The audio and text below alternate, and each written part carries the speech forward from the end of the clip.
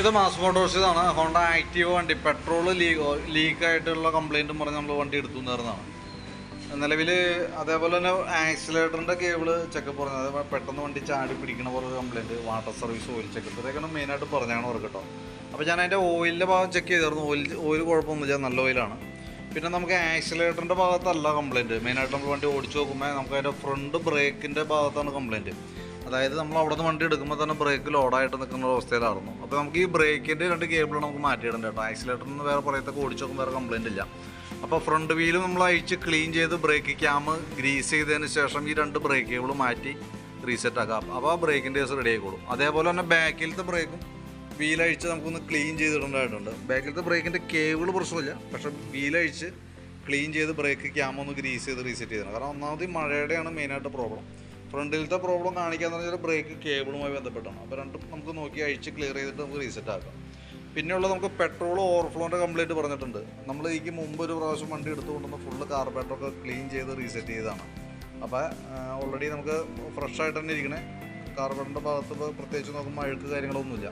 പക്ഷേ റിപ്പീറ്റ് നമുക്ക് വീണ്ടും ഓവർഫ്ലോൻ്റെ കംപ്ലയിൻറ്റ് വന്നിട്ടുണ്ട്. അപ്പോൾ അന്ന് തന്നെ നമ്മൾ ഓൾറെഡി പറഞ്ഞിട്ടുണ്ടായിരുന്നു, പെട്രോൾ വീണ്ടും റിപ്പീറ്റ് ഓവർഫ്ലോ കംപ്ലയിൻറ്റ് കാണിക്കുകയാണെങ്കിൽ പിന്നെ നമ്മൾ വീണ്ടും ഇതുമ്പോൾ തന്നെ ഇട്ട് റിപ്പയർ ചെയ്താൽ പൈസ കളയാമെന്ന് നമുക്ക് കാര്യമുള്ളൂ. അപ്പോൾ അതല്ലാന്നുണ്ടെങ്കിൽ പിന്നെ നമുക്ക് ഈ കാർബറേറ്റർ അസംബ്ലിയെ പാടി മാറ്റി വയ്ക്കണമായിരിക്കും നല്ലത്.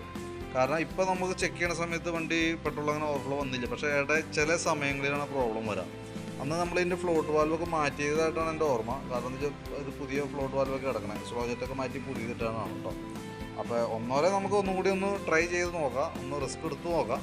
ഇനി അതല്ല വീണ്ടും നമുക്ക് റിപ്പീറ്റ് വരാൻ പാടില്ല അങ്ങനത്തെ ഒരു ഇതാണെന്നുണ്ടെങ്കിൽ നമുക്ക് കാർബറേറ്റർ അസംബ്ലിയെ പാടി ഇതേപോലെ യൂണിറ്റെ പാടി മാറ്റി പുതിയത് വെക്കാനാണ് നടക്കുകയുള്ളൂ കേട്ടോ. കാരണം ഏകദേശം എനിക്ക് തോന്നുന്നു ഒരു 3000 രൂപയ്ക്ക് അടുത്ത് നമുക്ക് റേറ്റ് വന്നിട്ടുണ്ട് കാർബറേറ്റർ അസംബ്ലി യൂണിറ്റിന്. അപ്പോൾ വീഡിയോ കണ്ടുമ്പോൾ നോക്കിയിട്ടൊന്ന് റിപ്ലൈ ഇട്ടാൽ എന്തൊരു വണ്ടി നാളത്തേക്ക് ആവുള്ളൂ. ഇനി അതല്ലെങ്കിൽ നമുക്ക് വേണമെങ്കിൽ ജസ്റ്റ് ഒന്നുകൂടി ഓട്ടം കുറവാണ് മെയിനായിട്ട്. അതാണ് മെയിനായിട്ട് വന്ന പ്രശ്നങ്ങൾ കേട്ടോ. കാരണം ഇപ്പോഴത്തെ പെട്രോളുമായി ബന്ധപ്പെട്ട് വന്ന മെയിൻ കംപ്ലയിൻറ്റുകളാണ്.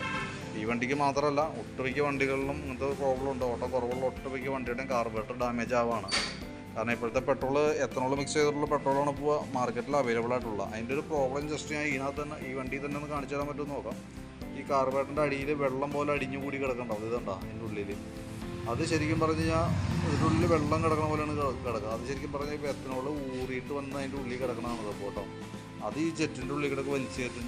അതേപോലെ തന്നെ ഈ ഇതിനകത്തും അതേപോലെ തന്നെ ഉപയോഗിക്കാണ്ടിരിക്കുമ്പോൾ ഈ ഭാഗത്തൊക്കെ വന്ന് നിന്ന് ആ കറക്റ്റ് ആ ഭാഗത്ത് ശരിക്കും ഒരു ഫംഗസ് പിടിച്ചാണ് ഒരു അവസ്ഥ പോലെ നിൽക്കുന്നത്. അതാണ് അതിൻ്റെ മെയിനായിട്ട് റീസൺ. അപ്പോൾ നമ്മൾ കാർബറേറ്റർ ക്ലീനറൊക്കെ ഉപയോഗിച്ച് അത് ക്ലീൻ ചെയ്യുന്ന സമയത്ത് ഒരു പൂപ്പലായ പോലെ നിന്നിട്ട് അത് പൊളിഞ്ഞു പോകുമ്പോൾ അവിടെ ചെറിയൊരു കുഴി പോലെ രൂപപ്പെടുമല്ലോ. അങ്ങനെ വരുമ്പോഴാണ് ഈ പ്രോബ്ലംസ്. അപ്പോൾ നമ്മൾ വേണമെങ്കിൽ നമുക്കൊന്നുകൂടി ഒന്ന് ട്രൈ ചെയ്ത് നോക്കാം. കാരണം കാർബറേറ്റർ ക്ലീനർ ഉപയോഗിച്ച് തന്നെ ക്ലീൻ ചെയ്യണം. കാർബറേറ്റർ ക്ലീനർ ഉപയോഗിച്ച് ഒന്നുകൂടി ഒന്ന് ക്ലീൻ ചെയ്ത് നോക്കാം. പക്ഷെ നമുക്കൊരു ഗ്യാരണ്ടി ഉറപ്പൊന്നും പറയാൻ പറ്റില്ല. കാരണം റിപ്പീറ്റ് കംപ്ലയിൻറ്റ് കാണിക്കാറുണ്ട് ചില കേസിൽ. ഇങ്ങനെ വന്നേക്കണ കേസിൽ വീണ്ടും വന്നിട്ടുണ്ടെങ്കിൽ രണ്ടാമത് വീണ്ടും വരാനുള്ള സാധ്യത വളരെ കൂടുതലാണ്. അപ്പോൾ വീഡിയോ കാണുമ്പോൾ നോക്കിയിട്ടൊന്ന് റിപ്ലൈ ഇടാം. അതനുസരിച്ചിട്ട് നമുക്ക് എങ്ങനെ വേണ്ടതെന്ന് വെച്ചാൽ ചെയ്യാതെ വേണമെങ്കിൽ ഒന്ന് ട്രൈ ചെയ്ത് നോക്കാം. ഇനി അതല്ലാന്നുണ്ടെങ്കിൽ മാറ്റി പുതിയത് വയ്ക്കുകയാണെങ്കിൽ ആ റിസ്ക് അവിടെ നമുക്ക് ഒഴിവാക്കാം. അപ്പോൾ എന്തെങ്കിലും വീഡിയോ കണ്ടുമ്പോൾ നോക്കിയിട്ടൊന്ന് റിപ്ലൈ ഇട്ടേരെ.